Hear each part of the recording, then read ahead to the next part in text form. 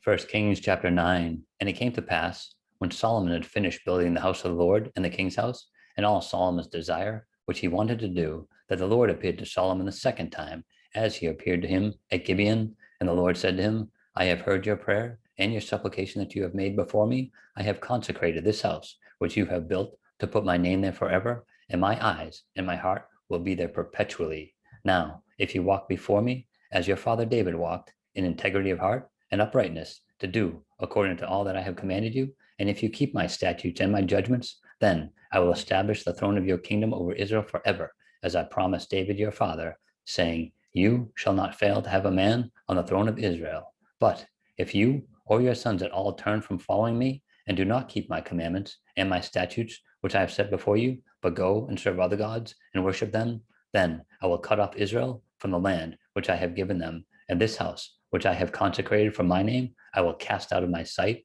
Israel will be a proverb and a byword among all peoples. And as for this house, which is exalted, everyone who passes by it will be astonished and will hiss and say, why has the Lord done thus to this land and to this house? Then they will answer, because they forsook the Lord their God, who brought their fathers out of the land of Egypt, and have embraced other gods and worshipped them and served them. Therefore, the Lord has brought all this calamity on them. Now it happened at the end of 20 years, when Solomon had built the two houses, the house of the Lord and the king's house, Hiram, the king of Tyre, had supplied Solomon with cedar and cypress and gold, as much as he desired. The king Solomon then gave Hiram 20 cities in the land of Galilee. Then Hiram went from Tyre to see the cities which Solomon had given him, but they did not please him. So he said, what kind of cities are these which you have given me, my brother? And he called them the land of Cabul, as they are to this day. Then Hiram sent the king 120 talents of gold. And this is the reason for the labor force which King Solomon raised to build the house of the Lord, his own house, the Millo, the wall of Jerusalem, Hazor, Megiddo, and Gezer.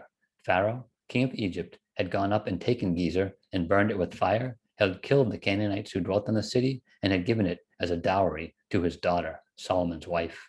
And Solomon built Gezer, Lower Beth Horon, Baalath, and Tadmor in the wilderness in the land of Judah, all the storage cities that Solomon had, cities for his chariots and cities for his cavalry, and whatever Solomon desired to build in Jerusalem, in Lebanon, and in all the land of his dominion.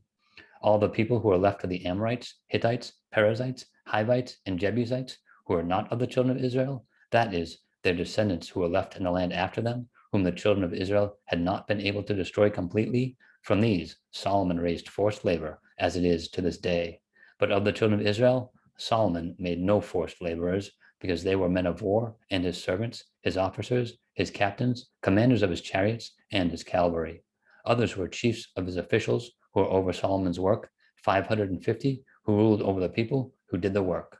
But Pharaoh's daughter came up from the city of David to her house, which Solomon had built for her. Then he built the Millo. Now, 3 times a year, Solomon offered burnt offerings and peace offerings on the altar which he had built for the Lord, and he burned incense with them on the altar that was before the Lord. So he finished the temple.